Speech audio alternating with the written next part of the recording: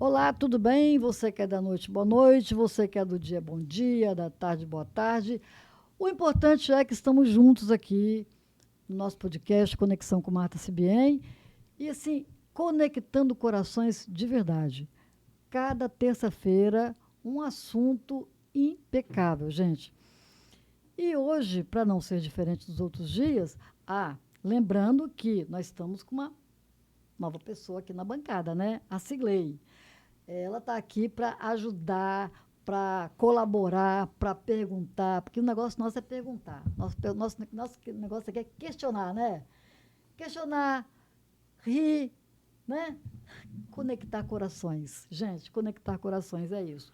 Aproveita, se inscreve aí no Instagram, no canal do YouTube, porque a gente vai trazer cada vez mais conteúdos bacanas. E você vai ver agora este este bate-papo que nós vamos ter aqui com uma figura que eu admiro muito, que ele assim, sabe, ele vai passeia por todos os caminhos. Formado em história, foi para serviço social, né, políticas públicas ele gosta e está defendendo uma tese de doutorado em política social.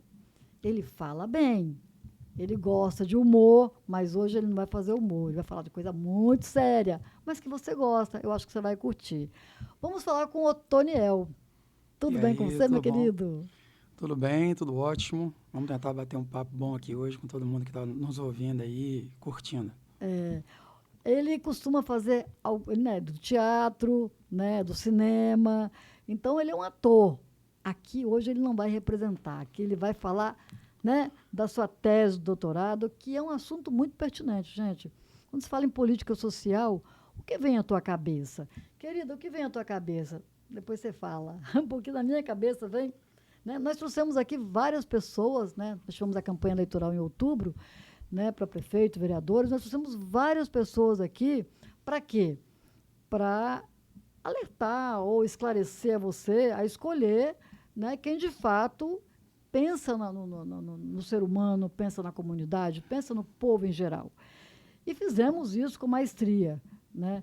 E continuamos aqui. Nós temos o canal para falar sobre saúde mental, falar sobre psicanálise, psicologia, você, né, num todo. Porque nós vivemos num país onde ir a um psicólogo, ir a um psicanalista ou a um psiquiatra é ser louco.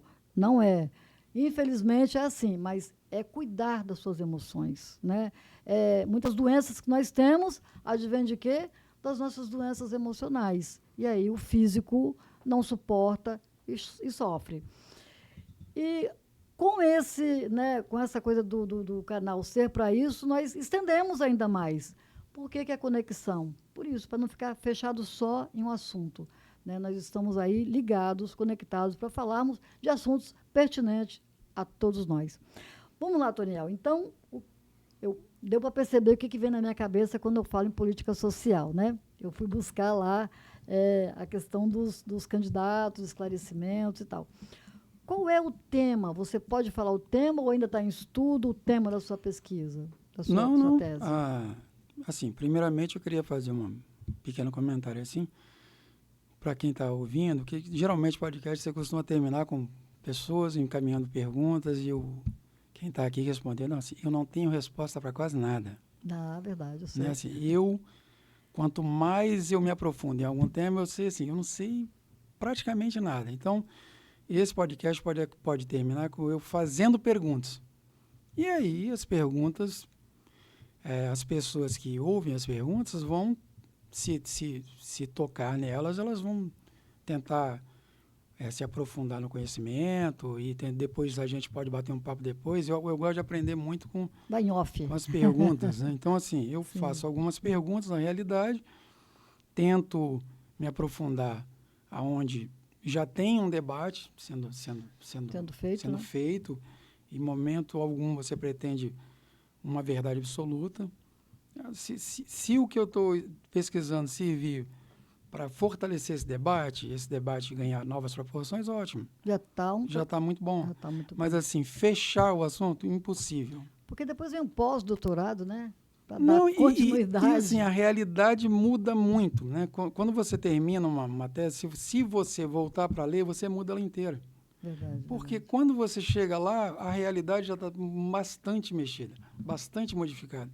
Então, é um caminho eterno de conhecimento. Então, assim, deixar isso claro, eu não tenho respostas definitivas. Pelo que nós falamos um pouquinho, né, sobre o assunto, muito pouquinho, eu fiquei bem interessada porque você citou Freud. Como nós aqui somos freudianos, né, somos psicanalistas e temos aqui formação em psicanálise e agora vamos ter bacharelado em psicanálise, né, que é um Isso é curso bom. novo. Então, assim, falou em Freud, falou em alguma coisa, você citou Freud, quando você falou, olha, Marta, eu estou fazendo, eu perguntei, né? E você citou que tinha no seu estudo alguma coisa de Freud. Podemos começar com Freud ou podemos Podemos, só continuar que assim, como você quiser falar? como a gente delimitou que o tempo nosso, o passado, né, é um contínuo, isso só o ser humano tem isso, né? Uhum. E isso é depois legal, vem Freud, que assim, deixa claro também que eu não sou especialista em Freud, portanto, se eu falar alguma coisa que não esteja dentro de uma perspectiva bem freudiana, se você puder, se a Ciclei puder, se o ouvinte puder também, pode corrigir à vontade, que é até bom que isso fortalece um pouco. Sim. O Freud vai tratar, por exemplo, para mim, na minha concepção, o passado em Freud não é uma coisa que fica no tempo e depois você recupera. Não, o passado ele fica embaixo da construção do presente. Ou seja, ele está inconsciente, porém ativo. Pelo que eu... Ebulição, né? Ele está lá, só que você não tem consciência dele. E às vezes, para tratar, igual ele diz, precisava escavar, né, o presente, porque o passado ele está aqui embaixo. A gente, no campo histórico, trata o passado como lá atrás, e você vem trazendo coisa. Então, assim, só para começar, como é que você trava o presente? Esse é o tema da tese, né? A ideologia como é que é de bloqueio do presente, né? Então, assim, só uma introduçãozinha rápida. Quem quiser ver no YouTube, tem um filósofo italiano chamado Nicola Donti. Ele pega o capítulo 7 da República de Platão, o mito da caverna, acho que quem conhece, todo mundo conhece. Só que ele faz uma leitura muito interessante. Ele fala, imagine você numa caverna, onde está tudo escuro, muito escuro, e você sentado com uma perspectiva única, né? Que são as imagens que aparecem ali. Você está ali há muito tempo, já está ali acostumado com aquilo, né? Já está tudo muito claro para você. Aquela é a verdade, aquela é a posição. Verdade absoluta, né? Só que Platão diz, quando um resolve girar para outra parte, esse movimento de girar, para o Platão, é chamado de revolução. Nossa. Esse movimento. E aí, a primeira coisa que acontece com quem gira a perspectiva de vida, quem gira a perspectiva diferente da perspectiva que ele já estava acostumado, uma dor absurda. Uma dor quase que insuportável. A tendência é você voltar para onde você estava, porque é muito mais cômodo, não dói. Sim. Toda mudança E uma outra coisa, dói, né? quando você gira, você vê as correntes que você não estava vendo. Girou, você balança, né? Percebeu que além de você estar ali, você pensar que está há muito tempo ali, está acostumado com aquilo ali, na verdade, você está atado a coisas que você não percebia até girar. E aí é muito interessante que pro Platão, tudo muito freudiano. pro Platão, esse cara que procura o conhecimento, gira de uma outra parte, sai, tira as correntes, ele vê o sol, ele percebe que está errado. E aí o que você faz com isso? Sai, vai embora, não? Sim. E aí não. Volta para a caverna e liberta os outros. E aí é interessante porque o Platão ele fala, quem se gira é o filósofo, ele busca o conhecimento. Só que o filósofo, quando volta como político. É um ato ético-político. E isso é interessante. Filosofia e política são Muito juntos. as mesmas coisas. Uma hora que você procura conhecimento, você é um filósofo. Mas só que você tem a responsabilidade de voltar, e esse é um ato ético-político, de voltar e falar, olha, só que a história não termina muito bem, né? Porque quando você volta depois da luz do sol, você não enxerga nada na caverna. Você não... Não consegue mais ver. Né? Porra, você viu a luz do sol, você viu a realidade, você fala, pô, quando você volta, seus olhos estão... Você tropeça, você desarruma, né? Você desarranja aquele ambiente, o que acontece? Revolta. As pessoas querem te matar. Porque você bagunçou aquilo. Isso é só uma introdução. Uma introdução. Porque depois disso, o mundo, né, depois da civilização greco-romana, a gente entra num período de 1000 anos em que todo mundo vai sentar de novo, sem perceber, e vai aceitar uma verdade única, que é a verdade, né, da Idade Média, que é Deus, a igreja. Você nasceu assim, porque é assim que Tinha as que ser coisas assim são, mesmo. e você está ali 1000 anos. Por isso, talvez, que a gente chame a Idade Média de Idade das Trevas, porque... né, não tem luz, assim, Tem muita corrente, né? muitas correntes, e você passa ali Na idade 1000 das anos travado ali em uma perspectiva só, única da igreja, e depois isso vai mudar. Qual o evento que muda isso? E isso é muito interessante, essa pergunta, porque assim, as pessoas às vezes falam assim, não, o pensamento mudou, o pensamento ele muda com reflexão. Para o pensamento mudar, a base produtiva, o jeito que você vive, mudou antes. Se você pegar, por exemplo, no ano 1000, 1100, o Santo Agostinho vai ser substituído por um outro filósofo, São Tomás de Aquino. Por quê? Porque aquele pensamento de São Tomás de Aquino não coincide com a realidade mais. As cidades estão crescendo, o comércio está crescendo, o mundo está mudando, mas o mundo material, da minha vida prática. Sim. Embora Os os meus conceitos psíquicos, vamos assim dizer, o meu modo de ver o mundo continua o mesmo. Mas começa a haver fissuras. O cara que entregava, que criava 10 galinhas, entregava uma para a igreja, pô, agora ele tem 100 galinhas, que a coisa está crescendo. Ele fala, pô, vou ter que entregar 10 para a igreja, mas por quê? Ele começa a estranhar. Começa a se perguntar, né? É muito legal isso, né? A sua vida começa a bater de frente com o seu próprio modo de pensar e fala, porra, mas por que isso? Eu não posso pensar. E aí São Tomás de Aquino vem e fala, opa, o bicho está pegando. Vamos atualizar o pensamento com algumas flexibilidades, assim, senão a gente se ferra. Né? Então, já perdeu o controle, né? Já tem uma mudança de vida logo ali que as cidades começam a crescer. E começa a ver que não, eu não tenho que ficar aqui dentro desse... E de vez em quando, eu acredito que vem um serzinho mais iluminado e começa a ter uns reflexos. Assim, peraí, mas por que isso? Né? Aí os governantes começam a se preocupar quando aparece esse serzinho que começa a perturbar aquele local que estava muito tranquilo. Está tranquilo, muito tranquilo. Então, se você vê, historicamente, assim, ali no 1000, no 1100, no 1200, já estava...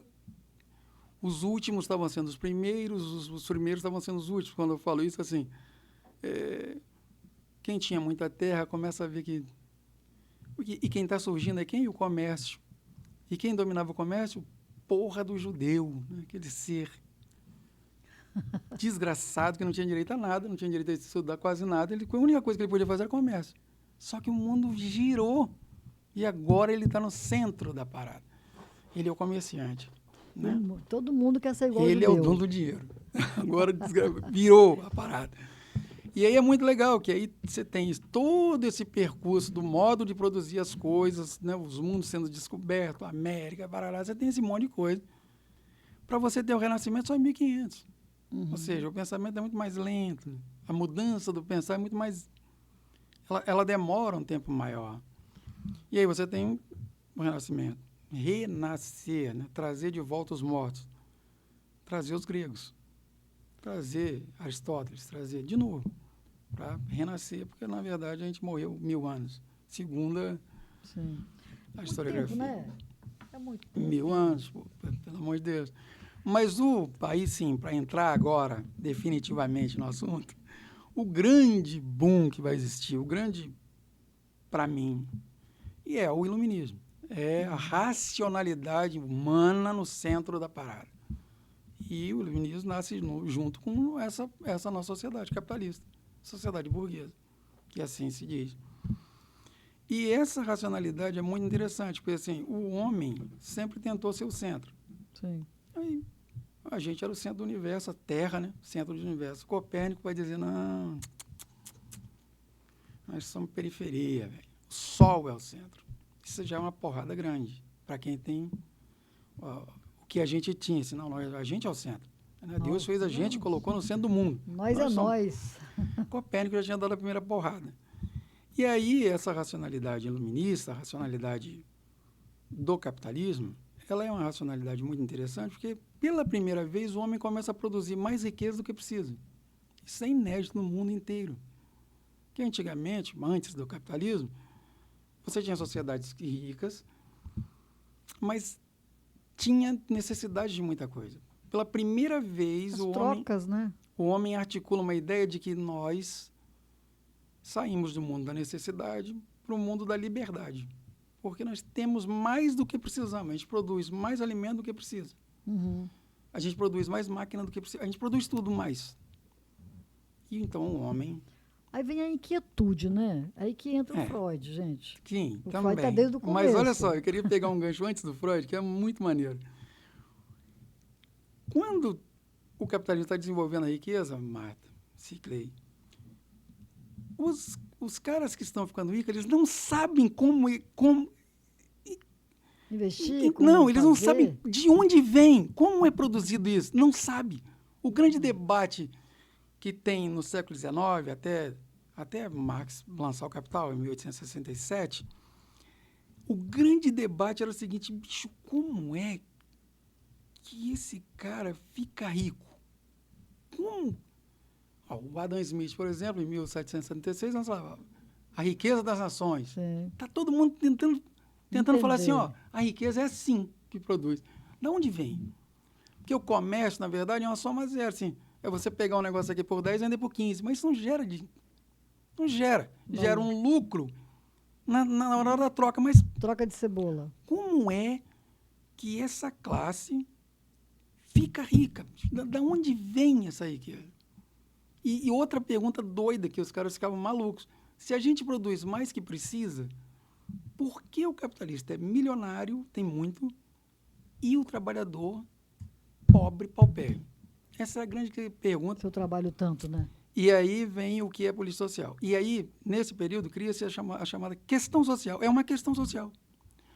Por que existe tanta riqueza e uma minoria tem muito e a grande maioria que trabalha, nada? O debate está aí. Está nessa...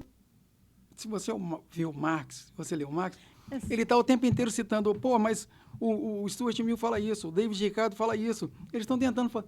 E aí o Marx tem uma sacada que até hoje o pessoal tenta criticar, tenta desmistificar. Desmerecer, assim, né? Que ele vai dizer, em 1858, ele escreve uma carta para ele dizendo, eu descobri. E agora eles vão ter que... Fazer igual o Zagallo, vão ter que me engolir. Não, agora ele fala, o processo de riqueza na sociedade capitalista, ela vem do processo de produção. É na produção que uma parte do dia é para reproduzir o trabalhador e a outra parte ele trabalha de graça. Ou seja, o capital é um roubo. Só que é o seguinte, essa parte da produção ela é encoberta pela parte da circulação, que é a parte da onde a gente vive. Tipo assim, se eu perguntar a Ciclei, se você assinou um contrato, alguém te obrigou a assinar? Não. Ela vai falar, não, eu sou uma pessoa livre. Eu assinei porque eu quis. Fui lá, assinei, a proposta era boa. O trabalhador também. E isso é verdade absoluta, é verdade. Marx vai dizer, isso é verdade. O capitalista paga aquilo que ele se comprometeu a pagar no ambiente da circulação. É um contrato. Só que é uma verdade parcial, porque quando ele entra na produção, ele comprou 8 horas. E ele vai querer consumir as 8 horas. Só que o que ele paga ao trabalhador é a reprodução desse trabalhador. Comida, casa, roupa, para ele estar lá de novo no outro dia, para se vender de novo. É um escravo, cara. Sim. Só que carteira assinada. Quando você vai analisar, apenas algumas horas desse dia serve para isso. Já reproduziu a força de trabalho. As outras horas, ele trabalha de graça. O Marx vai dizer, é daí que vem a riqueza. É por isso que ele fica rico e ele não. Quem contestou na época? Todos os liberais dizem que isso é uma mentira, que isso não existe. Até hoje fala que não existe. Mas se você for analisar friamente, de onde vem a riqueza? Vem dos trabalhadores, de quem fabrica. De produção. É nítido. Porque assim, abrindo um parênteses aí, segurando sua ideia aí, o que eu imagino? Que eu sempre não estou com tese, né? Mas o meu dia a dia eu penso o seguinte: uma pessoa que sai, trabalha o dia inteiro, volta para casa. Quando eu vejo, por exemplo, vou no supermercado, aí dá 8 horas, 9 horas, a pessoa está ali trabalhando ainda, eu penso, então ela vai para casa, fazer um monte de coisa e tal, quando chegar amanhã de manhã está aqui de novo. Né? Gente, é uma escravidão enriquecendo alguém, só que com um contrato assinado, uma carteira. Sim, porque legalizado. O grande barato do capitalismo, e isso eu acho fantástico, é que eles separam as instâncias formais da instância da produção. Você tem leis, todo mundo é igual perante a lei. Sim. Há controvérsia. Mas, assim, no âmbito formal, todo mundo é igual mesmo. Você assina um contrato, você trabalha porque você quer. Normal. Só que essa parte da produção esconde uma exploração que está ali implícita, mas que essa área nessa esfera da circulação, onde a gente vive, onde a gente troca, está tudo certo. Todo mundo é igual. Todo mundo aceita, né? Não, mas isso é verdade também, verdade. E aí que entra o barato que a gente vai chegar no Freud, que essa racionalização, bom, se eu sou racional e agora, se eu busco uma coisa, eu não vou na igreja, eu busco na farmácia, eu estou com dor de cabeça, eu compro na farmácia, compro uma dipirona. Eu não preciso mais das bruxas, das feiticeiras para me curar. Só que é o seguinte, o Dostoiévski, lá em 1964 também, ele escreve um livro sobre cavernas, sobre o submundo, ele fala, essa racionalidade, ela tenta transformar o homem pensa que o homem é uma nota de piano, que só vai tocar uma nota só. Isso é um vazio desgraçado. Sim. E onde ficam os meus quereres, minhas vontades, os meus instintos? Essa racionalidade, ela é furada. Para o Marx, essa racionalidade, ela tende a ser superada em um outro tipo de sociedade. Que aí não vou entrar aqui no mérito, mas assim, num outro tipo de sociedade em que você não seria, por exemplo, quando te pergunta, Ciclei, você é o quê? Você fala assim, jornalista. Porra, isso é reduzir demais. Se me pergunta quem eu sou, não, eu sou um monte de coisa. Sim. Agora eu estou aqui como pesquisador. Quando eu saio daqui, eu sou eletricista. No teatro, eu sou ator. Num PA, talvez eu sou um assistente social. Essa diversidade humana, para o Marx, ela é o espírito humano. Quanto mais elevado for, melhor é. Melhor vai ser. E esse é um processo contínuo. Mais de uma sociedade que superou essa estratificação por classe. Para o Marx, essa história de classe, uma classe lá em cima, isso aí reproduz sempre a mesma coisa. Pobre reproduz pobre, rico reproduz rico. Não vai. Tem que haver uma revolução para que isso fique... Que a gente parta do mesmo lugar. Aí sim você tem uma equidade maneira. Agora, se eu parto daqui e você parte daqui, pô, é sacanagem. É o que o pessoal não entende, por exemplo, das cotas. Por que eu tenho que dar cota, por exemplo? Peraí. É porque você partiu daqui e o nego partiu daqui, filho. É lógico. Isso é o mínimo possível, você equiparar de uma maneira mais ou menos lógica as duas coisas, porque não são equiparadas. Há uma distância gigantesca. Sim. E aí o Dostoiévski já sinalizava que tem alguma coisa ruim. Essa racionalidade não completa a gente. E aí vem o Nietzsche e fala, porra, que racionalidade é essa? Aonde é isso? Nietzsche é... Né? Se o ser humano matou Deus, e engraçado que o pessoal fala assim, não, Nietzsche ficou louco porque falou que Deus... Calma. Para eu dizer que Deus morreu, eu estou afirmando que ele existe. Eu não estou afirmando que ele não existe. Sim. Mas, praticamente, naquela época, a gente tinha matado Deus mesmo. Sim. Se você precisa de um remédio, vai no médico. Se você precisa disso, você não vai na igreja mais. Matamos, sim. Não temos mais aquela divindade. Não, beleza, ótimo. E o que põe no lugar? Bens materiais? Porra, o que Tem que põe no botar lugar? alguma coisa. Esse que é o problema. Mas, tipo assim, se você olhar o cristianismo, ele vai dizer que o nosso vazio é uma falta de alguma coisa, de Deus. Aí entra Freud de novo. Assim. Só que é uma falta, né? Que você tem que encher. Sim, sim. O budismo não. Ele vai dizer, não, o vazio, quando você abraça o vazio, ele que te dá a medida do desprezo com as coisas materiais. É o vazio. Ele não precisa dessas coisas. São diferentes. E parece que não, né? Sim. Só que aí, veja bem, essa situação, né, que estão ali disputando, classe trabalhadora puta da vida, quebra a máquina e depois se junta, fala, pô, a gente tem que acabar com isso. Essa situação acontece, assim, de forma bem concreta em Marx, quando ele escreve o 18 Brumário, de Luiz Bonaparte, 1848, que é a Primavera dos Povos. Paris se revolta e quem está à frente? Os trabalhadores.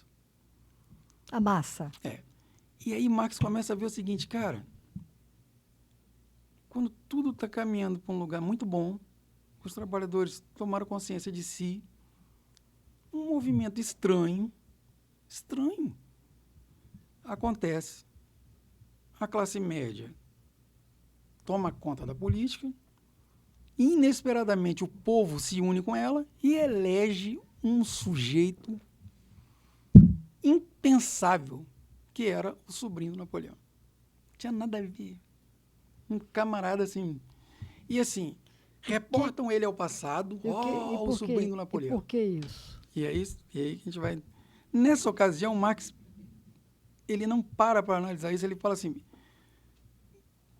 quando tudo estava prestes a mudar para uma coisa progressista, o movimento toma um tom regressivo, vai regredindo, até o golpe de Estado. O cara fica 20 anos lá. E ele... Só que o Marx ali, ele tá com uma leitura da luta de classe, ele passa batido nessa questão. Ele não quer saber assim, por que isso aconteceu. Não. É uma evolução nessa luta de classes? Naquele momento, sim. E a França, né, sempre teve isso, de levar as coisas até o fim. Pá. E depois desse período aí do Luiz Napoleão, do Luiz Bonaparte, a França vai ser a única que vai ter a Comuna de Paris. 45 dias lá com o governo dos trabalhadores, vai ser massacrado. Um monte de gente, mais de 15 mil. Então, assim, mas tem lá mas ainda não se falou nisso ainda, nessa questão de uma ideologia que travasse. Como é que esse movimento trava? Ninguém se importou e a coisa passou. Os partidos trabalhadores ficaram muito fortes, o movimento passou a ser na Alemanha, que tinha um movimento forte demais. O Engels chega a escrever, não, agora os trabalhadores vão governar porque eles são racionais, eles têm um voto direto. O voto, né? Como é que eles chamam? Que o povo vai votar agora é universal, né? O direito universal do voto. E aí, interessante, o Dostoiévski já tinha dito isso, o Nietzsche vai dizer isso, e depois da guerra, porque a Primeira Guerra Mundial é uma coisa muito doida, assim, para a psique humana.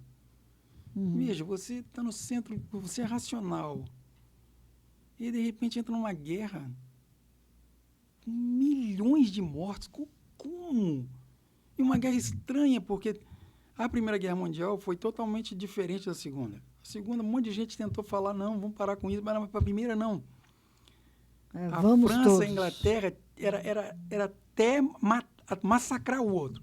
Era uma rendição incondicional. Só a Itália perdeu 650 mil pessoas, é uma guerra besta. E é aí que o Freud vai escrever Psicologia das Massas em 1921. Ele está preocupado com esse consciente coletivo. Como é que pode um desenvolvimento tão grande e a gente cair nisso, cara? Nessa carnificina, pelo amor de Deus, deve ter algo. E aí ele retoma Gustave Le Bon, o Donald, que escreveram sobre inconsciência das massas. Para eles, as massas eram inconscientes, irracionais. E é uma leitura de classe. E só as massas eram inconscientes, mas os dirigentes não. Todo mundo foi inconsciente. O Freud vai ampliar isso bem. Vai falar, não. E aí vai desenvolver todo aquele... Né, que a nossa civilização é fundada no amor, né? É muito... O Freud, ele começa a perceber mulheres daquela época muito além do seu tempo, né? Mulheres, esposas de Tchaikovsky, que falava, que tinha suas vontades, que era, né? Mas o que acontecia com elas? Elas paralisavam, por isso que as pessoas chamam mulheres de... fulana chama, gente, histérica, né? Sim. Porque histérica vem de alguma coisa de útero e tal, alguma coisa assim. Então, elas paralisavam, elas não tinham voz, elas estavam vivas, elas queriam estar presentes na vida dos maridos, da sociedade, tudo. Então, elas paralisavam. Então, o Freud começou a observar, né, que não era... O dia que ela chegou no consultório dele e falou... Ele no início, começou a fazer hipnose. E a gente costuma dizer, os psicanalistas falam que o Freud não foi um bom hipnotizador, né? Então, nesse dia, ela falou assim, me deixe, não ponha as mãos em mim, eu quero falar. E começou a falar, e ele começou a perceber o tanto de coisas que vinham, né? Que ela foi falando, e as melhoras foram grandes. Quando eu falo isso, eu me arrepio. E as melhoras foram acontecendo com ela, né? E as coisas que eclodiam do inconsciente eram muito fortes, né? Coisas que ela não imaginava. E era o quê? Era pela fala, através da fala. E a pessoa também se cura através dessa fala. Quantas vezes nós estamos conversando e tranquilamente, né? Sem pressão, sem nada, tranquilamente, aí você fala assim, aí eu fiz isso. Nossa, eu fiz isso. Cara, eu não lembrava disso.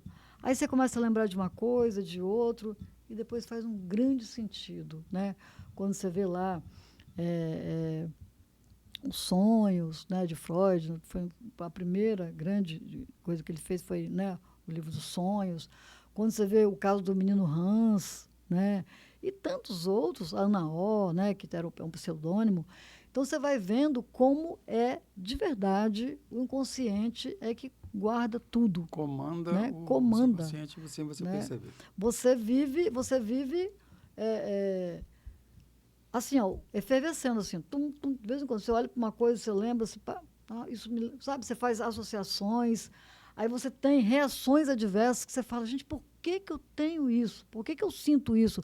Por que eu choro quando eu vejo isso? Por que eu faço, né? São tantas emoções, como diz Roberto Carlos, né? E tudo lá guardadinho no inconsciente. Sim. Né? E aí, quando ele encontra com o Jung, né? Que o Jung é que deu essa caminhada na psicologia, né? do coletiva, né? Do inconsciente coletivo. Então, quando eles se encontraram, Jung e Freud, foi um amor lindo. Eles ficaram 13 horas conversando sem parar. E Freud, naquele momento, achou que tinha achado seu precursor. Né? Daí, o Jung ele começou a ir mais para o lado espiritualistas, ir para as mandalas, né? Para o inconsciente coletivo. Né? Então, ele buscou esse caminho da psicologia, que é o analítico. Né, a psicologia analítica, e Freud continuou com o inconsciente, com a descoberta do inconsciente, e tantas coisas que depois veio Lacan e outros mais que foram dando caminhada nas descobertas. Esse debate ele ficou muito nítido, assim, do pós-guerra, do que tinha acontecido. por que a gente tão racional chegou a esse fundo de poço, né?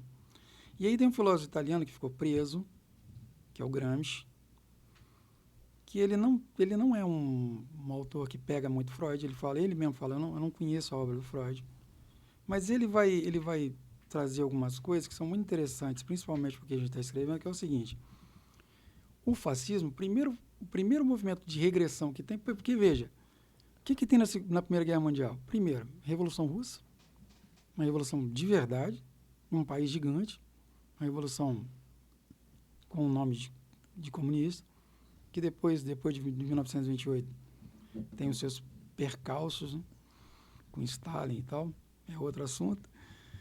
Mas são muitos assuntos, você tem na Europa inteira os regimes caindo. Turquia, Alemanha, tudo indo para um lugar progressista mesmo. E a Itália mergulha no movimento regressista louco, fascismo. Como? O Gramsci começa a se perguntar, como isso? Como é que pode isso? Não é possível. Que povo é esse? Por que estamos aqui e agora querem retornar lá? Como? Ele começa a pensar isso. E aí ele fica preso, né? Até a morte. No cárcere ele escreve 30 e poucos cadernos, que viram o caderno do cárcere. E ali ele vai traçar um negócio muito interessante. Ele falou, olha, as massas, elas não são irracionais, não são inconscientes, não são nada disso. E aí eu acho que aproxima do Freud. As massas, elas têm uma consciência. Ele fala, é possível dizer que ela tem até 2 tipos de consciência. Uma que ela, da prática dela no dia a dia, e outra que ela colheu sem crítica, aquela que vem do passado, que a escola reproduz, que a igreja reproduz, e que ele verbaliza, mas às vezes até contra ele mesmo. Ele fala algumas coisas que ele recebe sem criticar nada, e essas coisas passam a fazer parte de uma consciência inconsciente, que ele defende, que às vezes ele nem sabe por quê, mas defende. Então, por exemplo, quando os trabalhadores de Turim ocupam as fábricas que estão ali, a classe média vem, toma conta da política, igual aconteceu no Marx. E qual é o slogan da classe média? Deus, pátria, família. E se você prestar um pouco de atenção, assim, você é contra esse slogan? Eu não. Eu não, claro que não. Ninguém é. É tão sutil. Sim, e assim, é totalmente sem definição de nada. São conceitos simples. É como inventar a roda, que já existe. Porque, veja bem, se eu pergunto a Ciclei, você acredita em Deus? Eu não estou dizendo, eu não delimitei Deus aqui para ela. Pressupõe-se que seja o Deus cristão, mas pode não ser. Eu não defini o Deus. Se eu falar, você gosta da sua família, mas eu não defini qual família. Que 52% da família brasileira é monoparental. É dessa família que a gente está falando? Não. É a família da classe média. Só que não aparece assim, aparece família. Ah, pátria. Pô, qual a visão que eu tenho de pátria? É difusa. O que é pátria para você? É o que a gente fala. Mas isso é acolhido assim, de uma hora para outra. Assim. A própria classe trabalhadora começa a travar. É por isso que eu falo que é um bloqueio ideológico do presente. Ela começa a travar todo esse movimento que estava indo para frente, né, para talvez trazer uma outra sociabilidade, é travado por esse movimento. Que movimento você está se referindo? Que é um movimento que a classe média, até hoje, diz que é dona, naturalmente dona, que é um movimento moral. É um movimento bastante moralista. A classe média, não só no Brasil, como em vários outros países, ela acha que ela é reserva moral. Nós somos a maioria moral, porque nós carregamos a moral. A moral é nossa. A bandeira. Essa é a moral. Então, assim, tudo é roubo, a gente é certo. Então, o Gramsci está olhando aquilo e fala, meu Deus, como é que a gente conseguiu perder para isso? E aí ele vai tecer algumas coisas que o Freud também está dizendo, olha, as massas têm um inconsciente, mas não é que elas são irracionais. É que isso é próprio da classe. É isso que ela que ela tem quando nasce. É o que Freud vai falar também. Uhum. Quando você nasce, id. Id. Você não divide o mundo. Tudo é seu, você chora, tem comida. Chora, tem... Tem tudo. Você não divide. Passa um tempo, 5, 6 anos, opa, as pessoas começam a te negar coisas, você divide e fala, opa, o ego, né? Começa a negociar. Começa a negociar coisas. E aí você começa a colocar as ordens para dentro de você mesmo, forma o superego. Olha, você não precisa mais da sua mãe. Você fica sozinha em casa, vai mexendo no negócio, opa.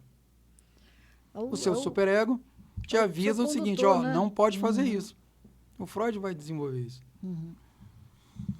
E durante as crises do capital, você tem esse momento de que pode acontecer alguma coisa ali, que o sistema está em perigo. Quando isso acontece, geralmente, você tem esse movimento regressivo. Mas esse movimento regressivo é temporário. Ele chega no poder, ele é avassalador, ele é ditatorial, dura 20 anos. Mussolini foi 20 anos. Nossa ditadura aqui, 20 anos. Hitler, um pouco menos. Mas é por aí. Por quê? Só concluindo. Porque é um período de transformação do capital, mas que ele não esgotou as suas possibilidades. Ele está indo numa tendência à expansão. Então, esse movimento de regressão, ou seja, de bloqueio, ele serve ao capital.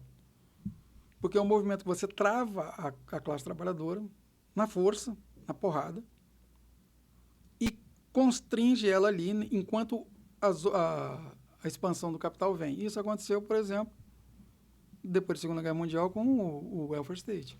Uma grande expansão capitalista, assim, de riqueza. Uhum. Então, são momentos de transição. Trazendo para os nossos tempos... Agora sim. Esse movimento regressivo, esse bloqueio do hoje, como é que se aplica, em que momento? Sim, legal. Bom, o capitalismo entra em crise, que muitos estudiosos dizem derradeira em 70. 70, né? É. O modelo welfare state acaba. O modelo fordista keynesiano acaba. O que vem para o lugar disso? Nada. Parece que a década de 80 foi um certo vazio, não? Vem o neoliberal, que não é o liberalismo clássico, mas pega o liberalismo, um neoliberal. Uhum. E aí, quando é que esse sistema ele entra ali, mas a crise do sistema neoliberal é 2008. A grande crise. É mesmo? Como que a gente pode destrinchar isso aí? Na verdade, sim. O que o neoliberalismo traz? Traz uma base produtiva que está se transformando totalmente. Nós estamos saindo da mecânica para a informática. Uhum. Tudo robotizado, tudo... Inteligência, né, artificial está sendo programada, agora, a internet... Então, que acontece com estão isso? sendo feitas todas a ler. O que acontece com isso? Que o Marx já havia falado disso lá no século XIX. Ó, o capital, ele tem um grande sonho de transformar dinheiro em dinheiro. Porque o capital, na verdade, ele no processo de riqueza, ele é igual um espírito que vai tomando corpo. Sim. De várias formas, até chegar na forma que ele quer. Ele primeiro é força de trabalho mais meio de produção. E depois ele é mercadoria. E depois... Não, o sonho dele é se desmaterializar. É virar dinheiro que vira dinheiro. Mais dinheiro. Isso é um sonho do capital, sempre. Uma utopia, não? Ou é um sonho do movimento do capital. É um sonho. Tá. Ele não consegue isso. Por quê? Porque a riqueza só se produz produzindo coisas materiais. Não se produz riqueza de outra forma. Só que o capital tem esse sonho. Só, então, sim, riqueza só vai lá coordenar com Marx. Realmente só pelo processo de produção. trabalho. Não existe riqueza de outra forma. E aí o que acontece? Parte dessa produção todinha robotizada, tudo hoje não tem mais ninguém nos bancos, você faz tudo, diminui força de trabalho. Uhum. Então, assim, desemprego estrutural não é culpa da pessoa. A Ciclei está desempregada, a culpa é dela. Não bota, não. Não tem mais. Espaço. Não tem mais. E aí o que acontece? A partir dos anos 80, o capital ele perde a sua aquela grande expansão civilizatória dele acabou. Ele não tem mais para onde ir, ele não sabe mais o que fazer, ele não tem mais como. Ele produz uma massa de inservíveis, supérfluos. Ele não sabe o que fazer com esse troço. Só que, ao mesmo tempo, ele cria o dinheiro que sobra aqui, o que é que ele faz? Aplica como um capital fictício. E o que é isso? O capital fictício é o seguinte, Marco.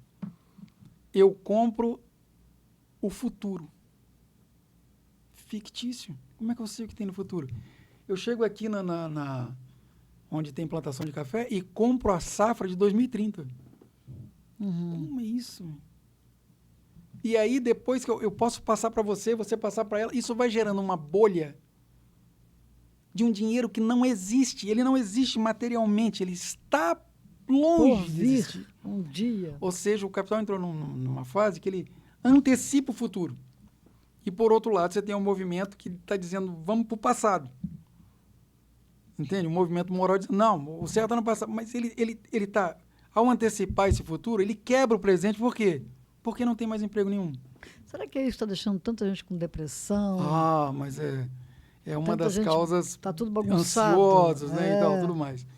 Então, assim, você tem dois movimentos. O capital que traz o futuro para cá, sem possibilidade, que é ser fictício, e gera uma ansiedade gigantesca. Infernal, é. Por exemplo, vamos supor que você está trabalhando, você fala assim, eu vou colocar minha aposentadoria como um título. Pode fazer isso? Pode. Faz um título. Minha aposentadoria está à venda aqui. Por, vamos supor, 600 mil. Você está dizendo para mim com esse título que se eu comprar o título, sua aposentadoria é minha. Toda vez depois que você aposentar, o dinheiro é meu. Pô, falta 10 anos. Só que eu pego esse papel e revendo para outro. Eu posso fazer isso. Olha que loucura. E ele passa para... Olha a quantidade de capital que você está movimentando aqui, sem nada, sem a menor possibilidade. Estou lembrando aqui das criptomoedas. Sim, também, né? Que é outro tipo louco de riqueza, sem embasamento nenhum. E isso estoura em 2008 com a crise lá dos Estados Unidos. Os bancos caem tudo, a Europa mergulha num... Tinha esquecido desse detalhe aí. E aí começa a vir... O capital entrou em crise. Entrou em crise, aí... Terrível. Não mais Estados Unidos. E o que acontece? A extrema-direita imediatamente entra. Para quê? Para bloquear qualquer possibilidade que esse sistema entre em crise definitiva. Só que, e aí a hipótese minha, não tem mais como se sustentar. Por quê? Porque, primeiro, o capital não tem mais para onde ir, não tem outra fase de expansão. Esse movimento não tem mais como ficar só um período, um pequeno período, para o capital se estabilizar de novo, que ele não tem essa oportunidade mais. E o pior, esse movimento tende agora a ser permanente. Sim, disputar eleições permanentemente. Esse movimento moral de querer defender o indefensável, sabe assim? Não, tem que matar mesmo, o politicamente incorreto. Sei. No meu modo de entender, ele é permanente. 2008, 2018, 10 anos... Seria 2028. Só que, por exemplo, geralmente, historicamente, esses movimentos, eles são fulminantes, acabam em um golpe de Estado. Mas por que será, então, que o Bolsonaro não conseguiu o golpe de Estado? Por quê? Porque o capital, os Estados Unidos, ninguém apoia mais. Porque não tem... Não há mais perigo. O perigo já existe nesse negócio. O perigo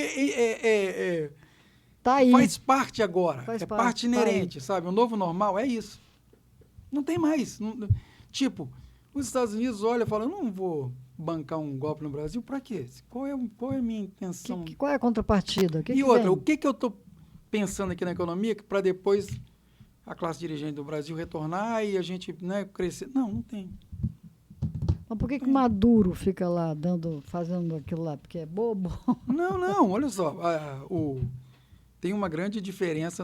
Às vezes as pessoas costumam Eu não entendo, né? Desconfia da ciência, desconfia de tudo e acredita num ditador. Assim. O Maduro falou, eu sou comunista, todo mundo acredita.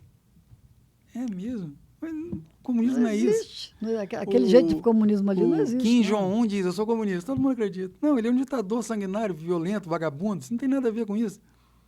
É. A China, quando era pobre demais, tá vendo? É comunista. Agora tá bilionário. Eu não sei o que ele é mais. Assim, Para onde ir? É. Então, assim, eu vejo que os próprios conceitos que antes eram defensáveis por todo mundo, hoje também estão sobre ataque. Deus, pátria e família. Um sistema globalizado. Que pátria está falando? Mercosul, União Europeia, um monte de conglomerado que ninguém sabe, todo junto, mundo misturado. Assim. todo mundo. Maduro vai lá para a Rússia Assim, apoiar lá o doido lá. Família, louco. qual família você está falando, né? De qual família? Assim, família. Aonde tem amor, fraternidade, aconchego, acolhimento é família. É família. Deus, bom, isso é uma discussão bastante grande, mas assim, de um modo geral, para mim, religião é uma coisa individual que cada um professa. Fé é o fim e fundamento das coisas que não se vê, porém se acredita. Ciência é o fim e fundamento daquilo que se prova e desconfia. Sim. Assim, No final está tudo na dúvida. Então, assim, não dá muito. A religião é uma coisa imutável. A ciência não, a ciência muda toda hora. Então, assim, o pensamento religioso, por que o neopentecostal, quase todo ele é da extrema-direita? Por quê? Porque o neopentecostalismo e o neoliberalismo é a mesma coisa. O Fernando Henrique Cardoso era neoliberal. Totalmente. Ele que abriu o Brasil para o neoliberalismo. Mas, assim, se você for olhar, o Deus neopentecostal é o mesmo Deus neoliberal. Ó, eu tenho 1 milhão, eu sou da Universal. Uhum. Você é sozinho, você se faz sozinho. Se você não tem dinheiro é porque não está pedindo direito, não está fazendo as coisas direito. Entende? O neoliberal é o mesmo discurso. Nós temos que acabar com o Bolsa Família, esse bando de vagabundo, o cara que quer... Não é a mesma coisa? É a mesma coisa. Só que um fala em dogma de igreja, o outro fala em dogma do mercado. Mas é a mesma coisa. Aí fala que... Você falou aí sobre o emprego, porque estão surgindo, né? As máquinas estão tomando conta, né? O capital morto sobressai sobre o capital vivo. Então, aí, o que as pessoas falam? A pessoa não vai trabalhar porque está tendo todas as questões de bolsa disso, bolsa aquilo. Entende? Então, assim, a questão de renda mínima, por exemplo, foi uma discussão feita quando o welfare state acaba. Por quê? Os caras estão olhando e falando o seguinte, cara, o pleno emprego acabou. Você tem uma massa aqui de desempregado desgraçada. E como é que você vai manter o Estado fornecendo esse monte de serviço se a maioria agora está sem emprego? O que você faz? Desmancha esse Estado. Quem está empregado, pague no mercado. E o Estado volta-se para esse bando aqui, esses supérfluos, e começa a dar para eles alguma coisa, porque senão vai virar uma reviravolta. Então, essa questão de dar uma distribuiçãozinha de renda para esse monte de gente aqui que não tem mais o que fazer, não é uma discussão, o PT que fez, não. Ele vem lá da década de 70, com os caras escrevendo lá, do jeito que está aqui, está complicado, não tem como suportar isso mais. A Europa não consegue suportar isso mais, porque antes todo mundo estava empregado. Uhum. Todo mundo dava dinheiro para o Estado devolvia com serviço. Beleza. E agora? E esse bloqueio do hoje, do presente, qual é a vantagem e desvantagem dentro da ciência, dentro da política social? Sim. Vamos lá, olha só. O que eu chamo de bloqueio do hoje é que quando você tem uma crise de um império, para lá vem uma outra coisa, que pode ser, por exemplo, o Império Romano foi invadido por várias tribos, mas os hunos são os mais temidos, assim, tal. Veio uma coisa até pior, veio a Idade Média. Se você olhar 2013, dos tsunamis que tivemos no Brasil, né? Um monte de gente na rua, indignação. Você vê ali que era muito difuso aquilo. Por exemplo, qual é a pauta? Não tem. Foi a época que começou com aquelas negócio dos. Como que chama? Da passagem. Não, começou ali, mas Né? depois descambou para uma coisa que era assim, todo mundo pedia qualquer coisa, a pauta não tinha a organização começou ali com as redes sociais, difusamente.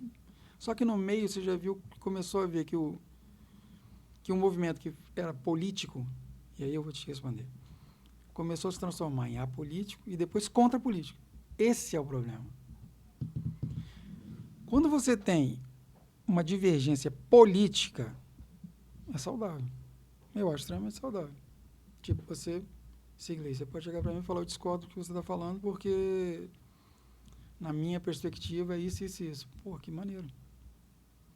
Agora, quando você tem uma instabilidade política, econômica, igual foi 2013 para 2014, e você tem um movimento de massa gritando para mudanças, e você está vendo esse movimento de massa indo para uma área que não é a política, porque não vira política, vira uma guerra espiritual moralista. O que você vê depois de 2014 é isso. Aí é complicado. Aí é complicado, porque você pode... Para a política social é bastante complicado isso. Por quê? Você tem um desmonte de tudo aquilo que foi conquistado anteriormente. Você lembra do discurso do Bolsonaro? Era acabar com a Bolsa Família. Ele não consegue acabar e aumenta e bota mais gente. Você tem uma ideia de como é que está a situação. Está terrível. Ele começou a dar dinheiro para taxista, para caminhoneiro, tentando angariar alguma coisa. Você acha que essa massa inflamada, eu vou botar o nome que eu sinto, assim, né? Que eu vejo nas redes sociais. Essa muito inflamada,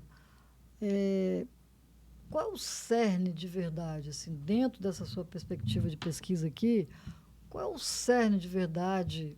Por que esse retorno, já que é isso? Então, né, e aí eu vou pegar o Gramsci, né? Sim. Para o Gramsci, se a gente tivesse uma filosofia, que o Gramsci fala, que é o materialismo histórico do Marx, que ele chama de filosofia da praxis,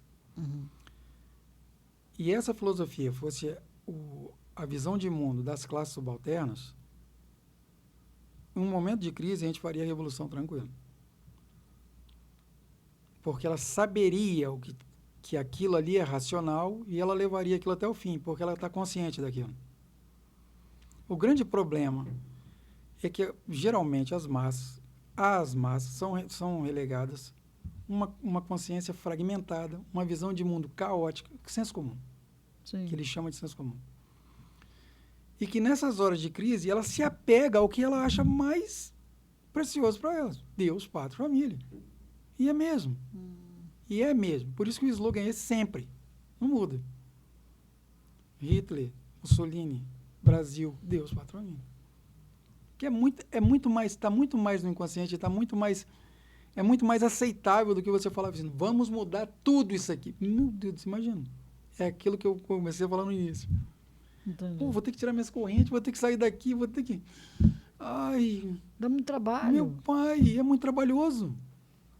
Eu escutei sábado uma pessoa falando bem assim, você sabe por que eu fico onde eu fico, em termos de família, de situação, né? Porque dá muito trabalho mudar. Sim. Deixa eu ficar quietinho aqui. O ser humano é um ser muito preguiçoso, né? E assim, uma das coisas mais interessantes da teoria comunista é o seguinte, Marta. Numa sociedade comunista que nunca aconteceu, não aconteceu ainda, você seria responsável. O problema é que nessas horas ninguém é responsável. Ele elege um salvador da pátria, porque é que ele faz. Ele tira o ser humano tira a própria responsabilidade. A responsabilidade é minha, entende?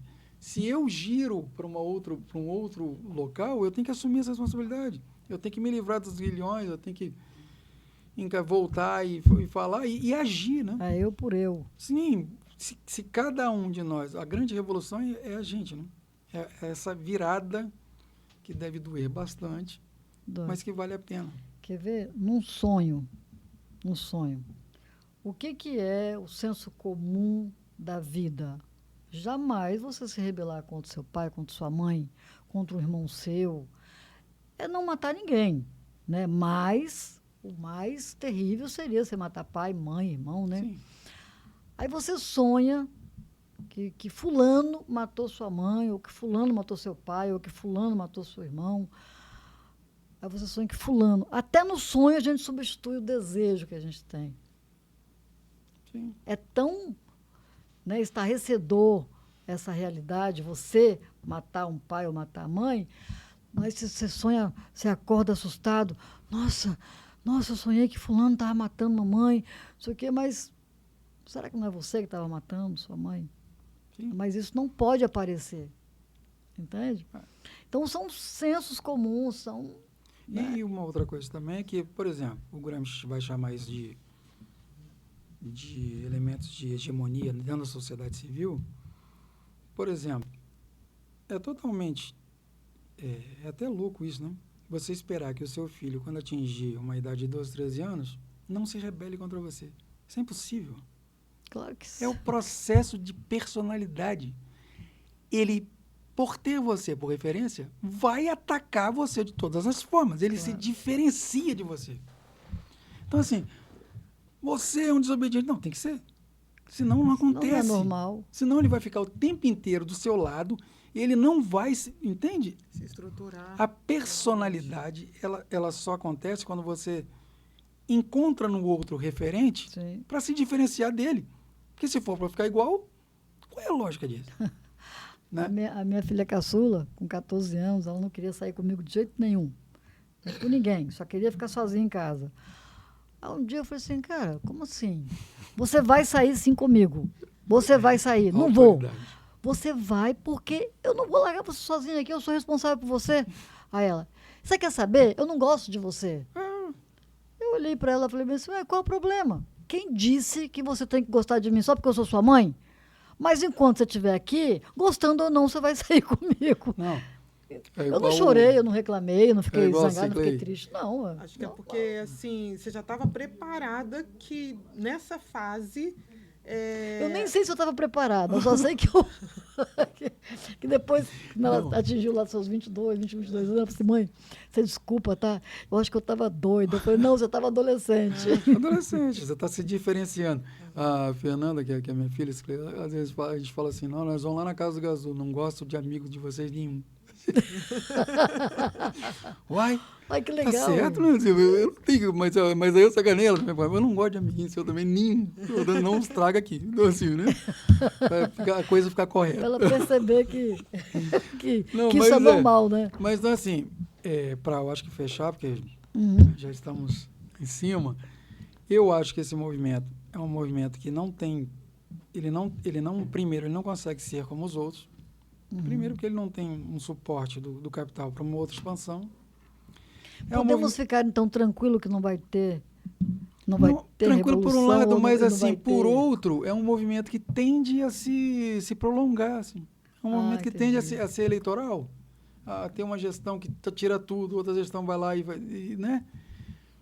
A não ser que a gente tivesse, né, como o Gramsci esperava, como todo mundo da esquerda, um pouco mais humanista, esperava que o homem tomasse seu destino nas próprias mãos. Né? Que não ficasse subordinado a um pensamento que diz, não, um outro vai fazer por mim. E assim, só para encerrar, Marta, a crítica da religião, na verdade, o Marx nem toca muito nisso. Por quê? Porque o Marx fala assim, o Feuerbach, que foi antes dele, já fez a crítica à religião já.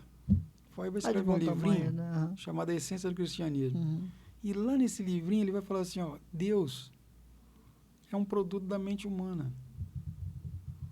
Porque o humano, nenhum animal sabe que vai morrer. Só o ser humano sabe. E angustia, às vezes. E essa questão da finitude faz ele tirar dele todas as as suas virtudes, Sim. e que ele não consegue ser totalmente virtude, Virtuoso.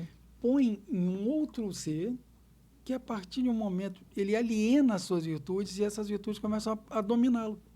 Então, assim, eu não sou bom, Deus é bom. Eu não sou perfeito, Deus é perfeito. A graça aí, dele me basta. Inverte-se a coisa. Esse ser que ele criou passa a dominá-lo e a manter.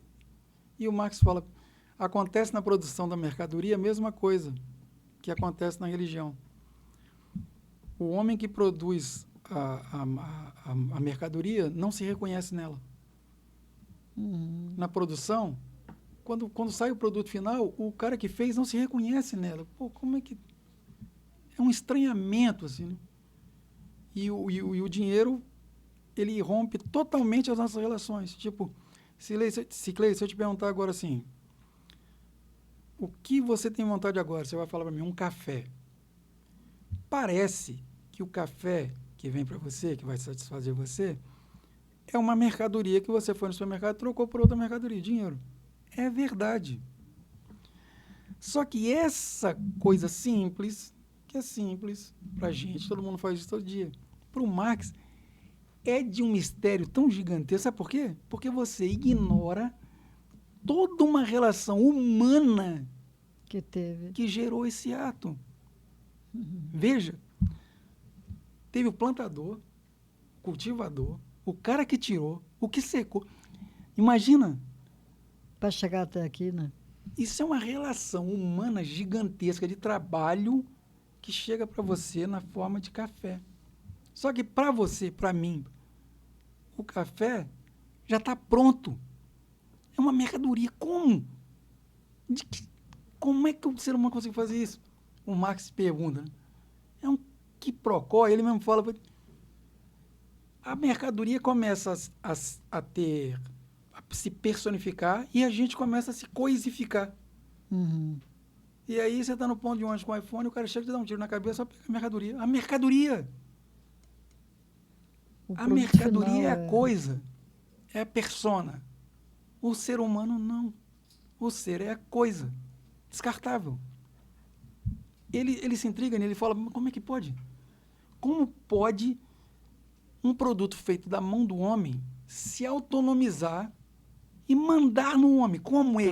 Tomar uma proporção gigante, né? E ele fala, essa sociedade é para a história da humanidade. Porque o ser humano não manda aqui. O ser humano aqui é lixo. É por isso que fala sobre o ter e ser, Sim. Né? Da importância do ter e do ser.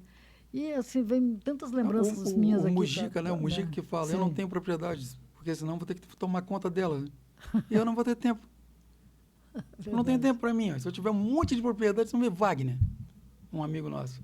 Desculpa estar citando o nome aqui, mas assim, ele tem tantas coisas que ele falou, bicho, eu não tenho mais condição. Tem um barco que eu tenho que trabalhar para caramba, né? Plantões. Aí meu irmão toma conta, mas eu não sei. Tem um sítio, mas não... Entende, assim, essa coisa do... Na verdade, ele se procura muito também, Wagner. Na mercadoria, se transformar numa coisa acima do ser. E a gente vive esse mundo hoje. Você tomar conta das coisas dele. Você é o que você tem. o Goethe já dizia isso no Mephistófeles, né? Assim, eu sou feio, mas como tenho dinheiro, possuo as melhores mulheres do mundo. Sim!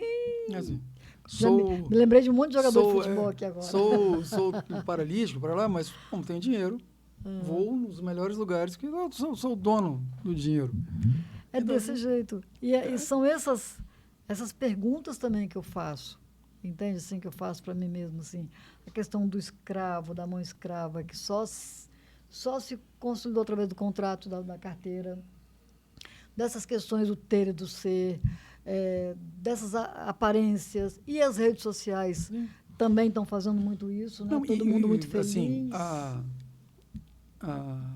não, nessa sociedade das redes sociais, primeiro que a rede social acabou com uma coisa que, a minha geração custou para ter, né? Que é a tal da privacidade. Nossa. Eu adoro minha privacidade, velho. Eu amo privacidade. Não publico nada. Eu não quero que ninguém saiba. Então, assim, é uma coisa minha. Só minha. Olha, Então, assim, eu acho isso terrível. E outra coisa, né? Inaugurou um mundo em que o fracasso não existe. Se ele existir, é seu e você tá ferrado. E se mata. Né? Então, assim, você pode estar triste, bota lá um vinho, chorando horrores, tira a foto do vinho.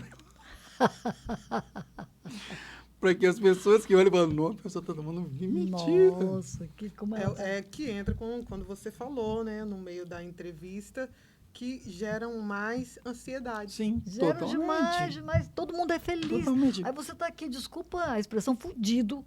Aí você olha assim, nossa, que corpo lindo. Nossa, magrinha, olha que coisa maravilhosa. Não. Olha a pele, não tem ruga. Olha onde ela está. Olha... Sabe, assim, você começa... Parece que é tudo só você que está ferrada. Isso, e a ansiedade que dos likes, né? Eu não estou ferrada. E a ansiedade tá? dos likes? Eu não estou ferrada. Tá falando nisso, se você não deu like, curta. Assim, a ansiedade dos likes. Eu fiz um vídeo, ninguém curtiu. Que saco. Mas por que ninguém... Sabe? Uma coisa... Quanta gente está te seguindo, quanta gente está fazendo. E outra, né? Uma visão única. Hoje, por exemplo, tem grupo disso que só fala disso. Se você falar outra coisa, você é excluído. Você é excluído. Você é cancelado. Então, assim, como pergunta para todo mundo que vai ver esse vídeo e viu e acompanhou, assim, quantas vezes você tentou girar para outra parte, né? Mudar sua perspectiva de visão, só por um momento, assim, mesmo que isso dê uma dor cervical terrível. Caramba. Quantas vezes você fez isso? Eu vou mudar minha perspectiva. Eu estou pensando assim, eu vou girar, né, para o outro lado. Eu vou enxergar isso para ver como é que é. Mas as pessoas não querem. Eu estou lendo um livro, né, que fala bem assim, que eu também faço, né, minha tese lá, e aí eu tenho que estudar algumas coisas. Rapaz, assim, isso é antigo, mas quando você vê personificado a coisa ali acontecendo, você para muito para pensar, igual isso que você falou aí. Um monte de macaquinhos, uma escada, uma caixa de banana. Já vi isso. Né? Aí o macaco pega, aí vem uma pessoa e joga um balde de água em cima daqueles outros macacos que querem as bananas. Com o tempo, aí eles vão trocando. Aí, todas as vezes que alguém sobe ali para pegar a banana, esses outros aqui vão lá e pegam aquele lá de porrada. Que sabe já o que está para vir, né? Sabe? E aí... Provavelmente, se você perguntar para eles por que eles estão fazendo isso, eles vão falar bem assim, igual o filme lá. Não sei, só sei que é assim. Não, acontece isso. O Alto da Compadecida. Não sei, só sei que é assim. Eu estou fazendo, não sei.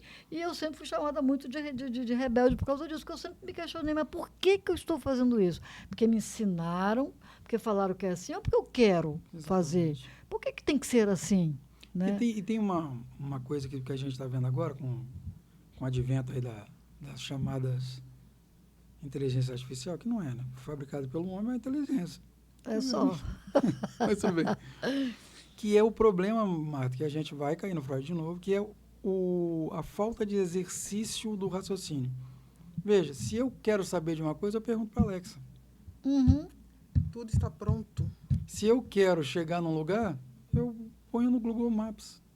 Sabe quanto? Só que é o seguinte, por exemplo, existe uma teoria, só para retomar um pouquinho, se a gente tem tempo ainda? Pode. Os outros que vão chegando aqui vão aguardar. Que eu esqueci de falar, o Darwin foi uma outra porrada. Porque nós saímos lá não, nós somos periferia do universo, mas pelo menos aqui, nessa Terra, nós somos foda. Nossa. O Darwin vai chegar e falar, não periferia de novo. Você não é nem forte, nem enxerga muito, nem tem senso de... Mas ele tem raciocínio. E ele só faz isso quando ele se agrupa. Uhum. O ser humano sozinho... Se você largar um ser humano sozinho na natureza, ele morre. Ele não é adaptado. E isso foi outra porrada do caralho. Ai, tô xingando aqui, né? Pode. Mas o grande debate que hoje as pessoas querem enterrar definitivamente, mas que é atual é o seguinte: só existe uma coisa que transforma a sua mente: o trabalho. Não, você pode espremer, você pode correr para onde você quiser. Mas veja, o Marx também diz isso. O cara que inventou o primeiro machado no mundo, ele muda o mundo inteiro, porque antes não tinha, e muda ele mesmo. Que a partir daquele artefato ali, ele começa a refletir sobre o que ele fez. E isso é maneiro. Então, cada ação não é uma reação. Cada ação é uma reação e uma reflexão. A partir daquele ali, ele vai começar a observar e falar, pô, mas com essa pedra aqui eu quebro o coco. Mas se eu precisar de cortar, eu vou procurar uma pedra mais... Entende? Ele começa a... E aí ele se faz humano. Ele fala, pô, eu posso modificar tudo que está na minha volta. Se eu trabalhar. É no trabalho que o homem se humaniza. Assim. Ele humaniza a natureza. É por isso que você fala de dignidade humana, né? O trabalho traz dignidade. O grande humana. problema é que vai falar, nesse trabalho assalariado que você troca por dinheiro, o que acontece? Você passa de um ser que antes era um ser consciente do que estava fazendo, reflexivo e buscando, para um ser repetitivo. Fordismo. Lembra do Chaplin, né? Sim. Só um parafuso. Aí quando sai o carro, ele nem sabe o que ele fez. Eu lembro do Luiz Ferreira. Sim. Do bancário. Esse tipo de trabalho, que é diferente do trabalho que o Marx defende, que todo mundo tem que ser, esse tipo de trabalho assalariado, ele aliena, ele diminui. Por isso que ele não é mais trabalho, é fastídio, é cansaço. Demais. Você pergunta um cara, você vai trabalhar? Nossa, vou. Aí, tá cansado. Sextou. Não é. Tá, agora quintou. Não é um processo em que você se sai do processo maior do que você entrou. Você fala, nossa, amanhã eu vou fazer diferente. Né? Não tem quando você, por exemplo, você é contratado por uma empresa para ser jornalista. E aí você vai e pega o primeiro dia, você faz de um jeito. Só que é o seguinte, você vai olhando ali, igual você faz no rádio. Você fala, pô, não, isso aqui... No quinto, no décimo, já está do jeito que você quer. Redondinho. E isso foi uma reflexão da sua prática. Porra, massa. 10. Mas a partir do momento que isso passa a ser para você só repetição, não, fala isso aqui. Ciclei, não, fala isso aqui. Você pede demissão. O corpo arrepia. Não, você fala, meu pai... Você não tem direito a criar, a fazer. A criatividade, a sua reflexão do que você está fazendo não entrou, você deixou de trabalhar. Você está repetindo uma coisa fastidiosa. Acaba o tesão total. Que é a maioria do trabalho na sociedade. Eu, assim, sou exatamente esse ser humano, assim. Eu não suporto. Até isso aqui. Se eu colocar um script aqui para eu ficar seguindo, é muito chato. Não sai nada. É muito chato. Tem que ser livre, em todos os sentidos, fluir, né? mental, intelectual, tudo. Isso é bom para o ser humano. E aí, quando vem alguém que fala bem assim, você pode, por favor, fazer isso, isso e isso, a gente faz de boa, porque nós somos, né, seres humanos e tal, colaborativos. Agora, falou que tem que ser, acabou. Aí o tesão vai embora. Não rola. Né? Não rola. É. E eu estou extremamente feliz, pegando o gancho lá do começo, do dia 8 de janeiro, todas as artes que foram quebradas foram restauradas e colocadas no mesmo Muito lugar. legal, né? Gente, mas eu fiquei tão feliz. Eu falei, puxa, cada coisa que eles iam narrando, olha, isso é isso, isso é isso. Eu falei, ai, que bom, sabe assim? Eu amo as coisas do meu país, do local que eu nasci, sabe? Aquilo era história pura, né? Retrata tudo de nós. Então, eu fiquei super feliz, cara, super feliz. E abaixo o movimento regressista. Totalmente. Nós podemos ir muito mais além disso, né? Fazer uma crítica da religião, não da espiritualidade, tá? Eu não faço crítica de espiritualidade. Não, Deus é Deus, o meu Deus é o seu Mas se Deus, fazer uma né? crítica construtiva, minimamente responsável sobre o que está acontecendo nas religiões hoje, né? Que não é um movimento legal. Porque é um movimento você liga, né? Que quem é dessas coisas aí, como é que é? os bolsonaristas, né? Não estou falando da pessoa do Bolsonaro aqui, não existe isso. Mas que esse movimento todo aí, normalmente é muito ligado à religião. E Né? uma leitura religiosa que não passa pelo cristianismo em si, né? Porque Exato. Cristo não... Não, ele era paz e amor, Não eram tranquilo. tão extremistas. Não, pelo contrário, não. ele não se era você extremista. se você Não. lê Apaziguador. Cristo, na verdade, ele é um acolhedor, né? Nossa, Ele chega para a prostituta e acolhe a prostituta. claro. Porque aquele que não Ele tiver chega para o pecado, ladrão atire a e primeira acolhe pedra. o ladrão. Esse que é o maneiro. Ele não fala assim, não, você tem que morrer porque bandido bom é bandido bom. Não. Não, Ele fala, não, hoje mesmo, né? exatamente. Ele chega para o cobrador de impostos e acolhe o cara. Claro. Então, assim, eu acho que falta acolhimento e falta Apaziguar mais também mais as coletividade, Eu sabe? falo que, eu não sei o partido de Nelson Mandela, mas eu falo que é Jesus e Nelson Mandela, porque aquele cara para mim também foi muito exemplo. 27 Foi anos de influente. Caracas, prisão. ali dentro, e saiu com uma Que no resiliência. dia Uma da- luta limpa pelo povo. Nossa. Engraçado que, né, no dia que ele vai tomar posse, né, que ele leva os carcereiros. É. Gente, aquilo ali, só essa Não fala saída. mais nada, né, Não, gente? essa saída dele lá de dentro, ele fala: eu deixo para trás o ódio, eu deixo para trás tudo que fizeram comigo, eu deixo para trás. Caminhando e falando isso. Pô, só isso aí dá uma tese de não sei quanto tempo, Não, pra caramba. sabe? Assim, é maravilhoso. E eu estou mais maravilhada ainda de ter você aqui, meu querido. Não, é um prazer. Muito, muito, muito bom. você A gente já aqui. tinha conversado isso antes, né? É, um Mas é pouco, questão de sim. tempo, de horário, essas coisas. É, eu queria muito, há muito tempo que eu estou convidando ele para vir aqui, porque vocês perceberam como é que ele é? Lindo, maravilhoso, como ele gosta Ela do que assunto acha. que ele fala. Você percebeu? Sim. Então eu sei que você vai gostar e eu sei que você vai ter muitas perguntas em cima do que foi falado aqui e eu sei, ele vai responder tudinho para você, é só você perguntar. Vai lá no Instagram, no YouTube, que está tudo lá, vai estar registradinho, telefone.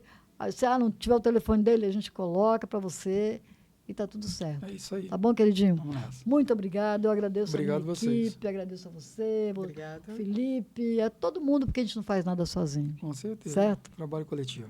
Obrigada.